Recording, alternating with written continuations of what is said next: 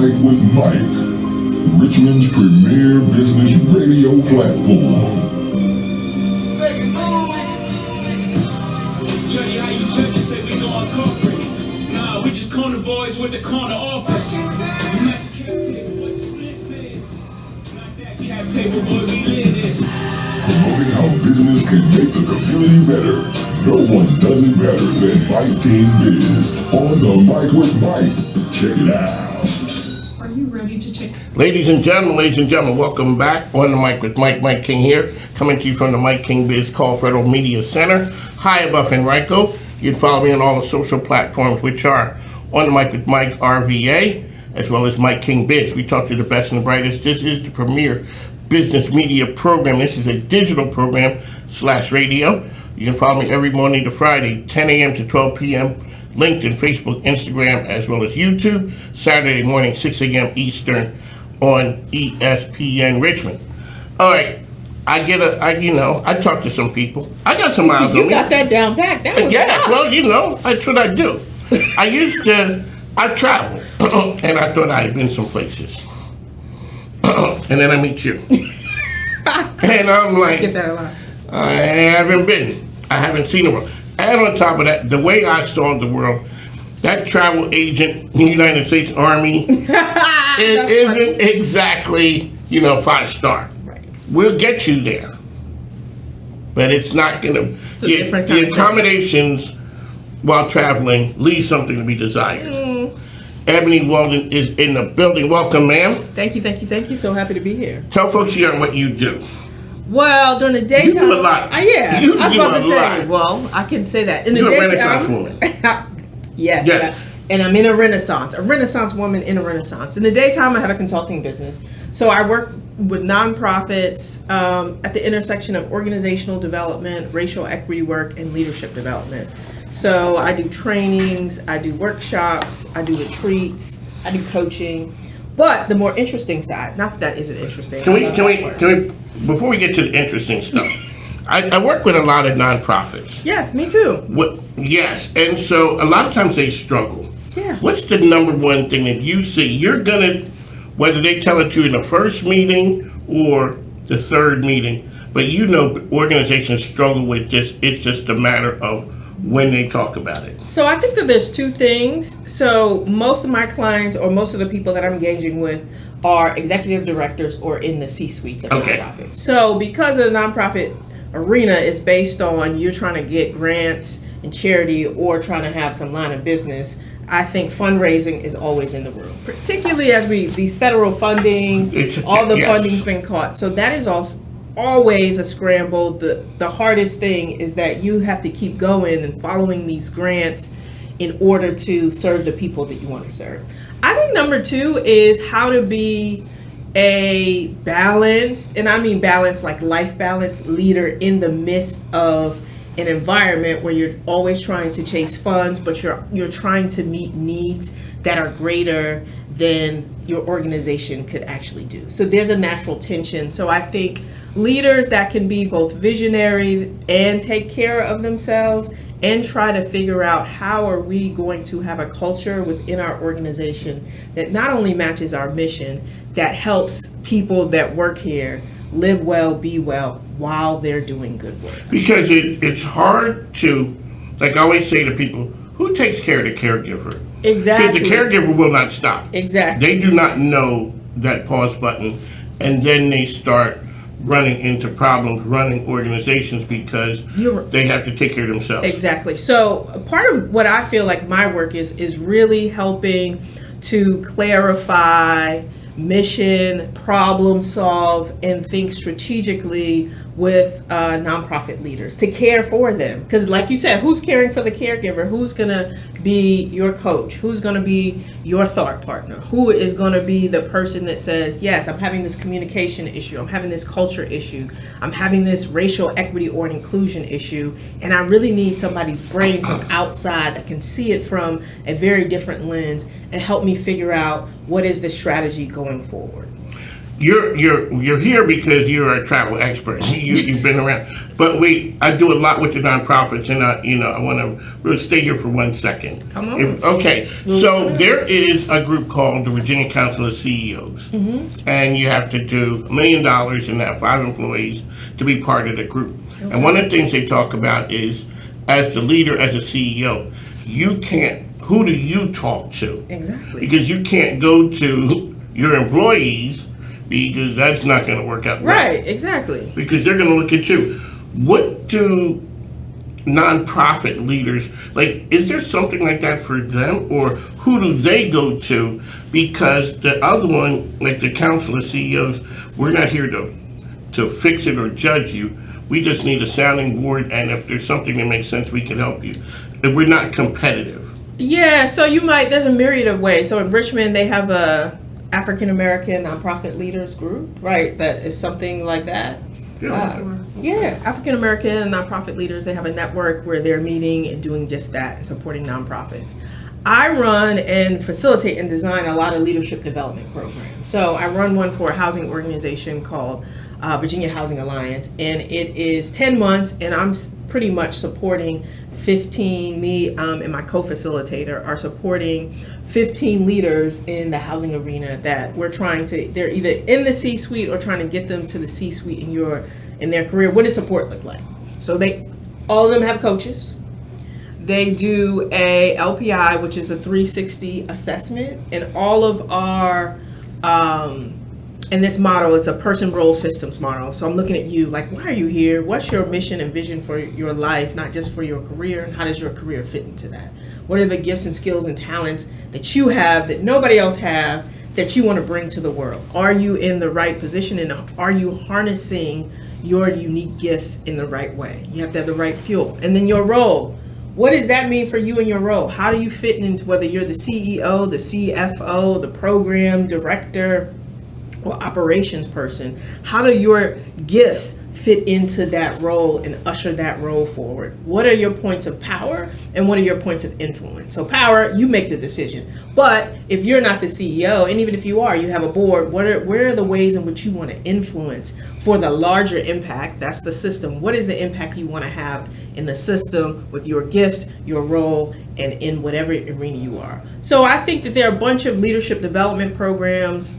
My program is not unique around the nonprofit arena that you can get involved in, as well as associations. But I would say, just from a personal perspective, get a coach.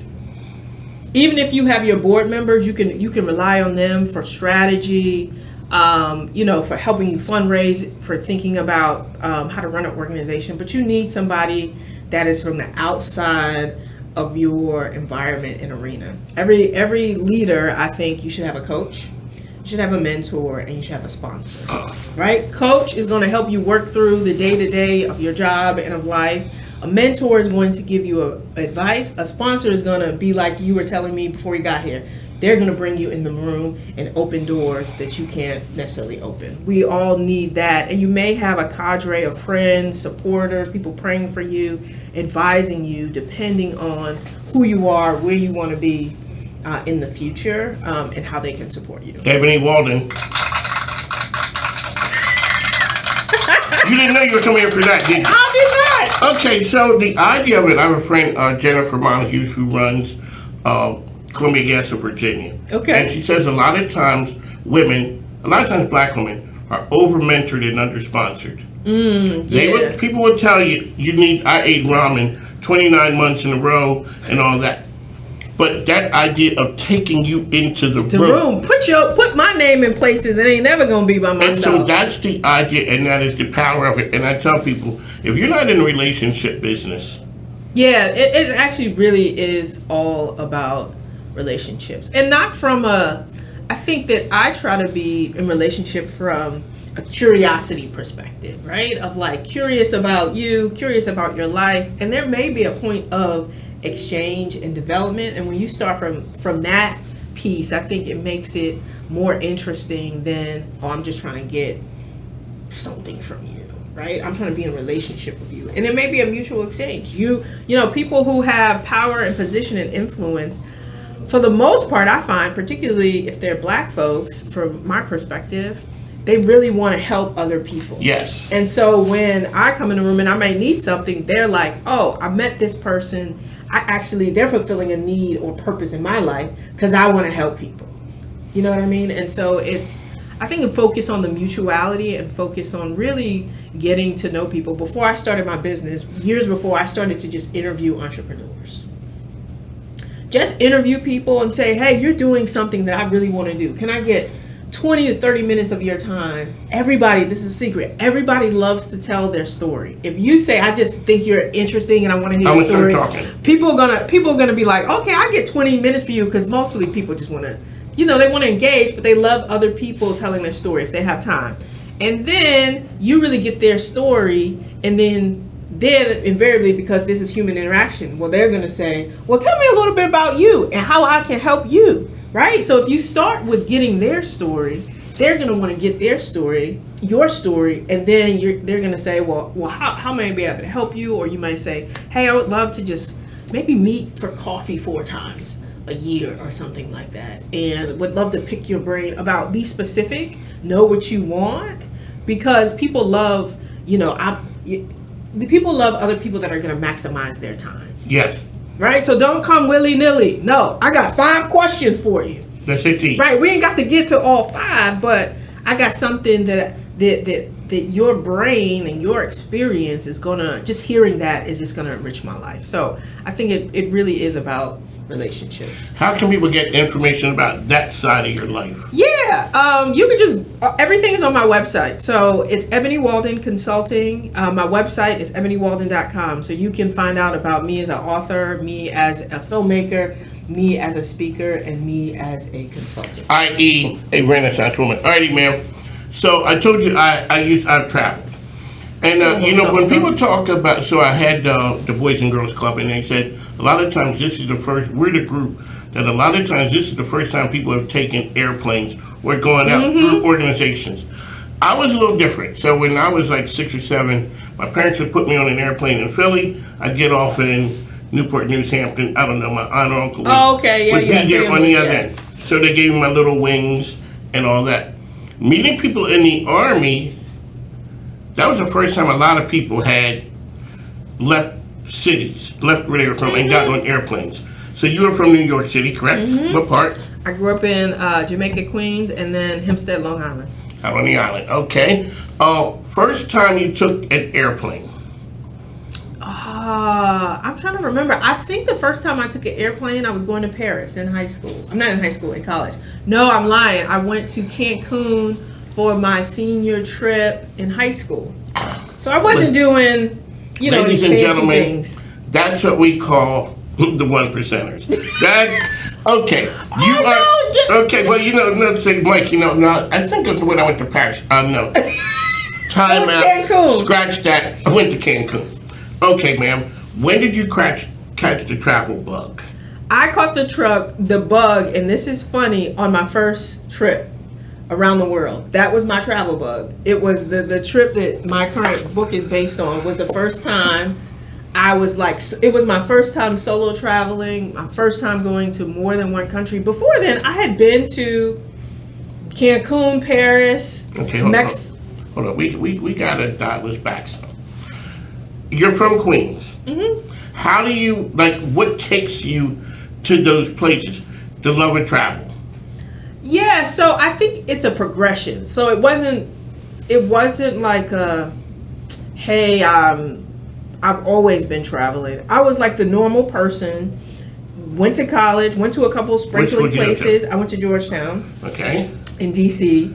And before that, I'd been to Cancun. I'm trying to think. And most of my travel as a kid, we were driving in somebody's car. We had our fried chicken. Yes, ma'am. We went to DC. We went to North Carolina. We packed our chicken in aluminum foil. We went to family reunions, visit family. So I went to Detroit, had a family reunion in DC. We went to North Carolina. That was pretty much my travel as a kid. That was most. We ain't had no money. That's what I'm saying. No, okay.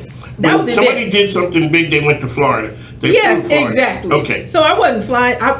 I had to get on a plane. So maybe as we went to Disney World, we went to Florida as a kid. That might have been the first time I was really, we were having a good time. But I wasn't on a lot of planes and doing it. When I really got the travel bug, it was like, I don't know, this sounds woo-woo, but it was just like the spirit took over me. So let's go back.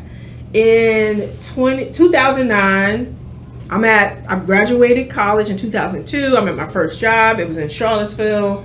I'm a city planner there. So I'm looking at site plans and development plans and 20-year plans for the city. But I'm always a person that is very visionary. So maybe in 2007, I created a vision board. My office maybe was about this size. And on my vision board was me and a passport. It was all the areas of my life that I wanted was a passport. Wasn't thinking about travel. One day, a friend of mine, who was a friend of a friend I had only met once, calls me up and say, "Hey, Ebony, I'm going on an around the world trip."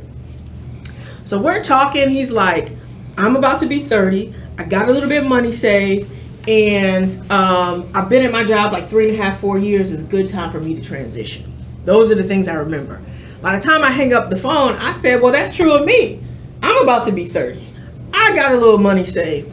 I've been at my job 3.5 years. This is a great time for me to transition. I should go on an around the world trip." And then I think I just have a high level of self-belief. And when I get an idea, I believe the idea. Okay. I believe that ideas placed in my brain are God-given and that I'm supposed to do them. I think that's the core of it. So I was like, I'm going to go on an around the world trip. So I started doing my research. Mind you, this going on an around the world trip in 2009, 2010 cost $30,000.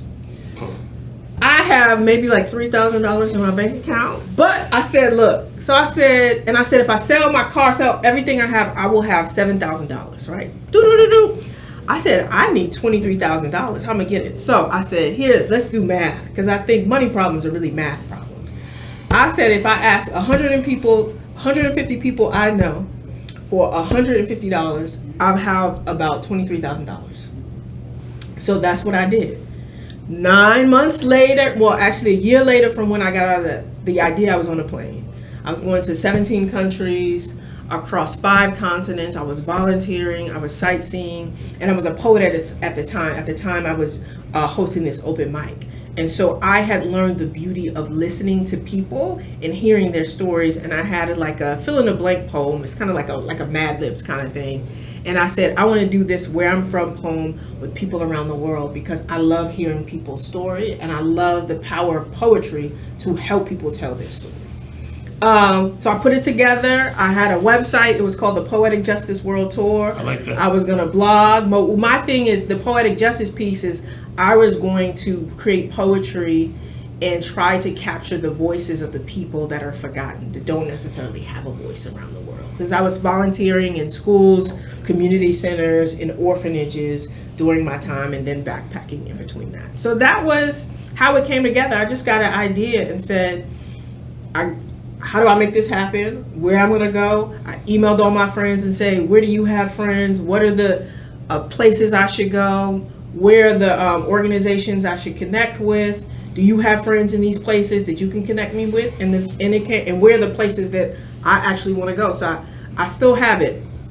I was with my friend in a restaurant and he turned over, those menus where it's like a burger place and you like check all the things. So it's like this long paper menu. And he's like, okay, so he can draw. He drew a world map and he said, where do you want to go? And we just put the stops on there. I still have that. And that napkin is literally the plate, like my route around the world. So if you're going around the world, like on an around the world trip, you need to go east or you need to go west.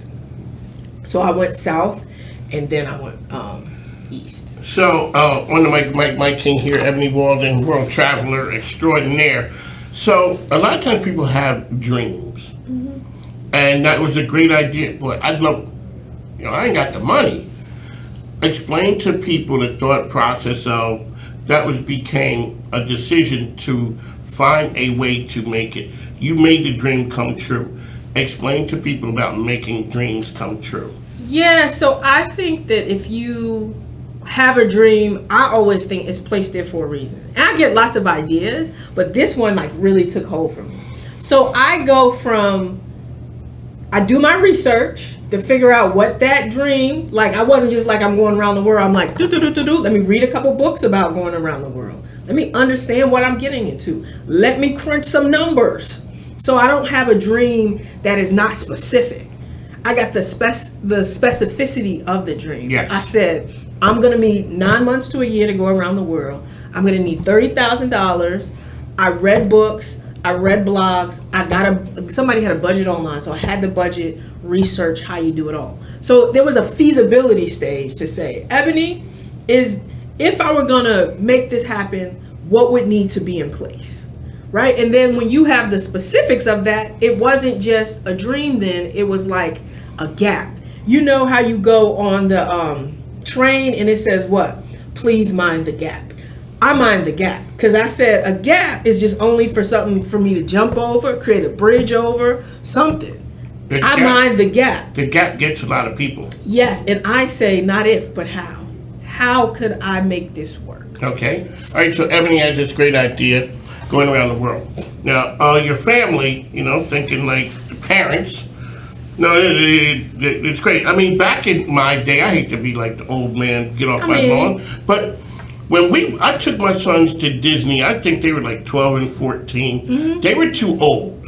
They were not wowed by Disney, and plus it was 1,000 degrees, which did not help. Coming from up north, it's the middle of July it's something. Lord. We didn't know. Like you didn't know you didn't go there at that time. Now, years later, but people understood going to Florida.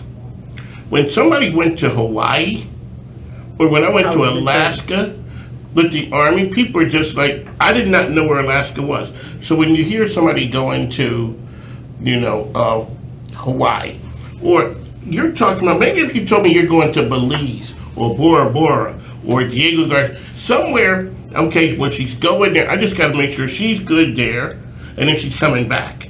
You're telling people, I'm going around the world, and it's just a scary thought that blood pressure is just like, there's just so many things that could go wrong. Yes. Yeah. What's that selling point to finally get people, the parents and people to be okay enough that she's going around on a trip that's going to take a year? I think I don't necessarily, I don't ask, I tell.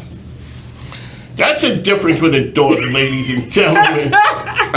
Yes. Because, I was grown at that time, so I didn't have to, I was aware that my mother and people in my life would be concerned. Yes. But they also knew me as a type of person that does things that are interesting and outlandish that nobody else does. So they're just like, this is kind of crazy, but this is Ebony being Ebony. Okay, this is Ebony being Ebony. Best place. So where did you kick off the tour? Okay, I'll go through all the places I went to, and then so I went to Guatemala, Costa Rica, Peru, Spain, France, Italy, Belgium, Holland, the UK, Kenya, South Africa, India, Thailand, China, Japan, and Australia. On 30 grand. Mm-hmm.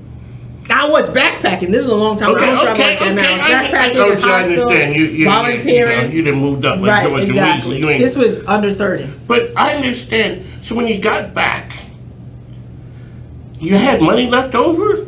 No, it's so funny. Well, you were on fumes by the time you got back. I think I was okay. So I'm a planner. So I plan for my right. That's my superpower. Okay, I got you. So I was like, okay, when I come back, well, how about this? This is why that's why you gotta be audacious. So I quit my job like a couple months before because I was like, not quit it. So I said, look, I'm going on this around. It's probably February. I'm going on this world trip. My fundraising is going to be public and I need everybody to participate. Starts in a couple weeks. So I sat down with my department head and my immediate supervisor and said, I'm doing this thing. I'm going to be ending my time here in June. That's what happened. A couple days later, the department head comes into my office and said, hey, I know you're quitting, but how about we give you a year leave of absence and you can come back to your job. That's when people like you. Mm-hmm. That's not burning bridges. That is leaving. And he said, we never did this before, but I cleared it with the city manager and the HR, and we're going to give you a year leave of absence. If you decide at any point that you don't want to come back, just let us know. He proposed that to me. I quit. I bet that felt good. Well, I was like, you know how I was just didn't expect it. So I was like, just stuck for a second. He was like, hello. And I was like, okay, as long as, because I wanted the trip to be whatever it was going to be. If I decided that I wanted to stay somewhere for whatever, I didn't want to be beholden to a job coming back. Okay, so as long as I was like, I intend to come back, but I also want the freedom to not disappoint y'all when y'all went out on the limb. And so, like, if I decide to stay somewhere, I want the freedom to do that without having to. And he was like, all right, if you decide you don't want to come back, just let us know as soon as you can. And then we were good. So you're creative. I can tell by the whole aesthetic and the get up. You're creative. When did you realize, well, we're talking poetry, you're talking travel, you're talking all these things. When did you know you were a creative? So probably the year before I went on this trip. This is classic Ebony. I just be like, okay, I want to do this thing. Another friend had came up to me. So I always journal, but didn't like write and blogged, right? So that was always a part of my life. But a friend had came to my house. He worked at this nonprofit and said, hey, they did this commemoration they did like an awards for some community person every year. And the award was usually given something to that person, right? So the year before they had given it to a restaurant and they bought the restaurant a new sign. And this year they were honoring a community poet. And so they were going to host an open mic in his honor. And he was like, can you help me promote it? And I said, absolutely, but I got to be the host. Ladies and gentlemen, that is an extrovert right there. I'm going to help you, but no, yes, I want some of that love too. So I said, I got to be the host. He says, bet. We put it on. It's an amazing evening. And I said, I got to do this again. So I just start hosting and it was packed. What I loved about it is, it was, at this time I was really involved in the church. And so when I looked out, I saw the kingdom of God. There were black people, white people. I worked for the city at the time. So there were city councilors and city employees. There were people that were part of the low income community that I was lived in and volunteered in there. And there's there's goth people, there's spoken word artists, there are singers, there are page poets that are in the English program at UVA. And I look out and I was like, this is amazing. This barely happens anywhere, particularly Charlottesville. And I said, I got to do this again. And I didn't write poetry at the time, but I'm one of those people that be like, after 3 months, I said, if they could do it, I can do it. So I started writing poetry, started writing spoken word, and it was just like a whole element of myself that I didn't know, see, or experience. So then it just kind of poured out of me, and I took on this like open mic host poet, and that is the same energy. A year after that, I have this idea for the Around the World trip, and I'm like, oh, I don't want to leave this spoken word open mic poetry Ebony here. I want to take her with me. Ladies and gentlemen, so I remember I was telling you that being from up north, we kind of like chop, chop, chop, chop, chop. Yes. And everything is rigid. I went to California, and it changed me fundamentally because all of a sudden it was holistic living. It was people not having to be your stuff. It changed how I thought and how I acted in all parts of me. I never saw that again until we moved to State College, Pennsylvania, the home of Penn State. Living in a college town changed. It was the first time I had seen that in 25 years. Where it was just like everybody, it was a feeling. Young people believe the world could be a better place. And I drank the Kool-Aid. And that's how I built this right here, which is, you will see, it's different for people who've never lived it. It's one thing going to UVA, it's another thing going to Penn State. You do your 4 years and you're out. Yeah. For the townies, you see that magic. It's the constant energy. It's the constant new people coming. And it showcases that the world could be a better place. You took that idea. You're saying, okay, I'd like this. I never did this. I never did that. There's goth people. There's entrepreneurs. There's business people. There's everybody living in this area. You can't get that at a VCU or University of Richmond because civilization is too close.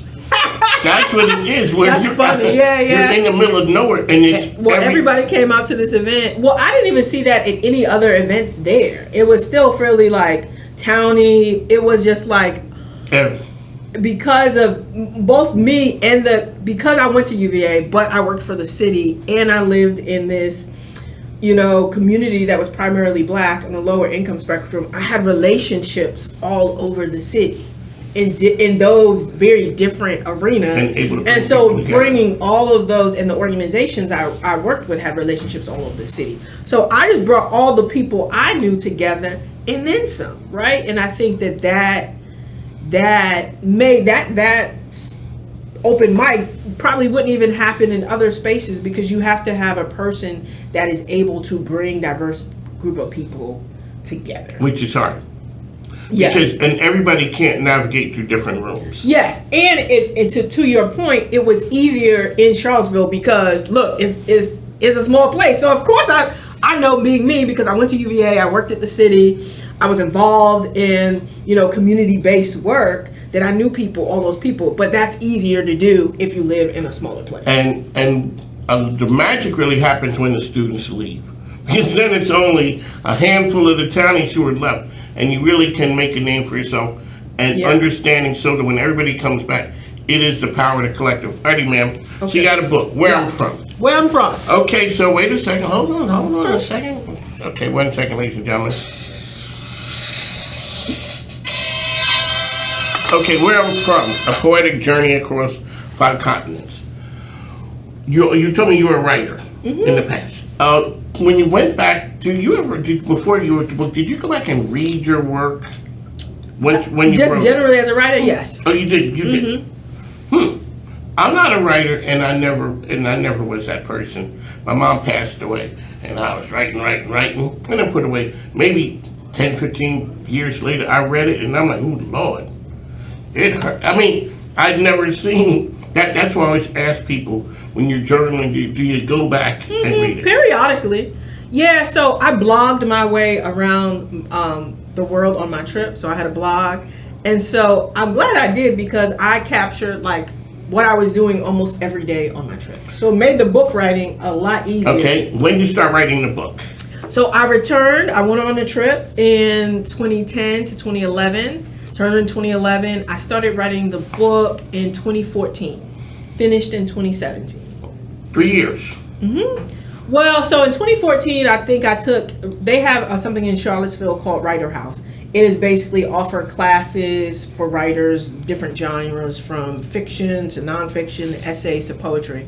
So I think I took like a 6-week writing class where you were supposed to write a portion, because I'm like, it was enough after the trip where I had gotten some perspective, and I knew it was an interesting story. I didn't know, and I knew I was fundamentally changed by that trip. And I wanted to go back and say, I don't want to just know I'm changed by the trip.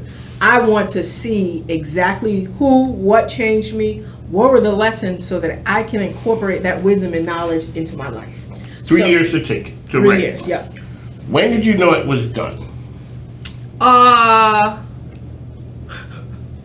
couple weeks ago when my it comes out in September. Ladies and gentlemen, I ask writers and creatives, when did you know the work was done? The painter said when the person bought it. Yeah, because, I mean, it's hard dealing, so my youngest son's a creative. It's hard dealing with y'all. It is. I mean, but I would have been a creative, but my father kind of like beat it into submission. Like, we didn't come from that. Yeah. And so you need to get a blue collar job. I've turned into a creative now. But I ask people, that I'm like, when it was done, are you still looking at it from Oh yeah. Even now I'm like, Dad, I should not have written that. Or I should have went this morning. I'm like, Dad. But so there's different phases to completion. So that 3-year period, I took 2 memoir in a year writing classes. So first year, you're supposed to have a half draft. Second year's full draft. I had my full draft. It was done.